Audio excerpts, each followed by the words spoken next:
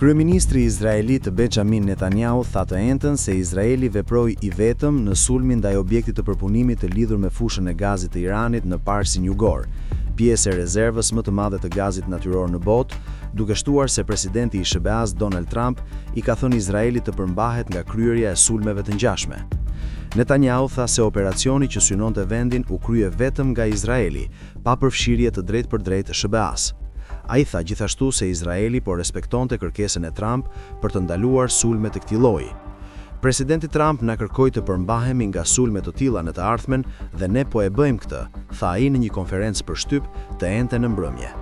Kjo ndodhi disa orë pasi Trump tha se Shtetet e Bashkuara nuk dinin asgjë për sulmin izraelit ndaj infrastrukturës së fushës së rëndësishme të gazit në Parsin Jugor.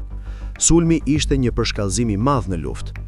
Izraeli më parë kishte sulmuar një numër deposh karburanti iraniane, por deri më tani ishte përmbajtur nga sulmi ndaj impjantit të prodhimit të naftës dhe gazit natyror të Iranit. Në përgjigje, Irani sulmoi objektet kryesore të energjisë në shtetet fqinje të Gjirit Persik, duke shkaktuar atë që Katari e quajti dëme të gjera në qendrën e tij kryesore të energjisë, Ras Laffan.